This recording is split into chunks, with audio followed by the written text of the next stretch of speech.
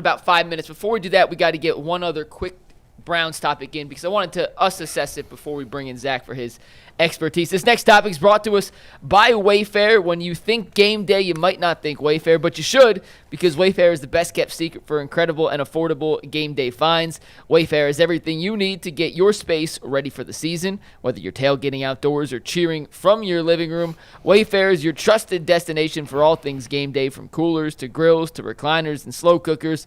Shop, save, and score today at wayfair.com. That's wayfair.com. Wayfair, every style, every home.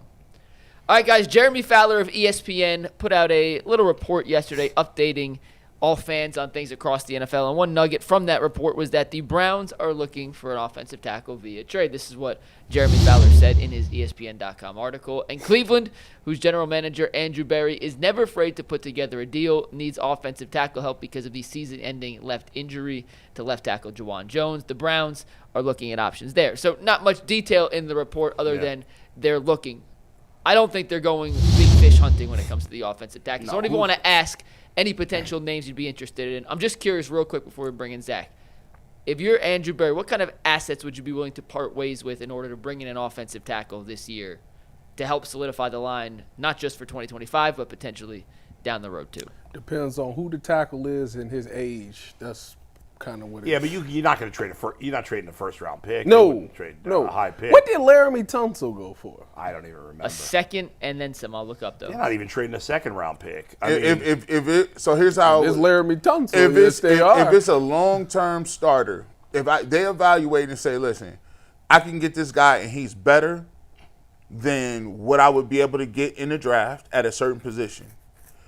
I'll give a second-round pick up and get me a tackle, I would, and immediately sign him to a long-term contract. I would. I get where you guys are coming from, and in theory, it makes sense. But who is it? And I'm curious what Zach says about this. In my opinion, there's no way they're trading a second-round pick because, and I know people are sick of hearing this, until they get a quarterback, they're not giving up big-time assets. And the Browns' second-round pick is likely to be a high pick. I mean, that's a top 40 pick probably. This was the return for Tunsil, by the way. Yeah. A 3rd and 7th this year, a 2nd and 4th next year. How old is Laramie Tunsil? First of all, who's trading a good tackle right now? Houston did it to Washington. That was before the season. That's not mid-season. Oh, you're talking about mid-season? Like right now. Who's trading a good tackle? It'd have to be somebody that's in the contract dispute. Or There's nobody really in a contract. I know. Or somebody or there's a guy who's really good, but they got a guy behind him that they think is the tackle of the future. But that's an uncommon trade in season. Yeah. To trade a starting a lineman is very that really don't happen. I think if they are to make a trade, it's probably more likely a stopgap type of player for like a 5th or 6th round pick is my guess. I'll be shocked if they trade a high pick for an Who would trade a starting tackle right now?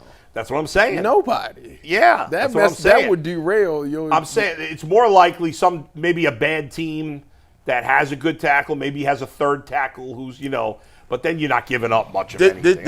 I'd be surprised if they make anything more than a 5th or 6th round pick, if at all. They're going to keep signing people off practice squad. This may be a controversial topic. We said it about the second round. I mean, I might actually feel like since Dawand Jones got hurt, that tackle is more of a imperative than even quarterback. Because if you get a quarterback, you ain't got no tackles.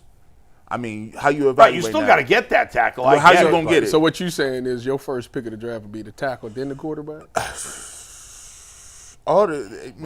It goes back to the age. Well, if Dylan Gabriel or Shador hit, we just take 2 tackles. The age-old trope is, well, it all depends on what the Browns think, and I don't trust what they think. So you're asking the wrong person. I mean, the Browns had a great tackle in Joe Thomas for a long time, and they didn't have a quarterback. We saw how that ended. So I feel like you need the quarterback first. The rest kind of falls into place. But let's ask Zach Jackson. Yeah. Well, you don't necessarily need it first. You just need it at some point. They may not have the opportunity to get it first. It depends. But go ahead. Let's bring it. Yeah, we're going to bring Zach in.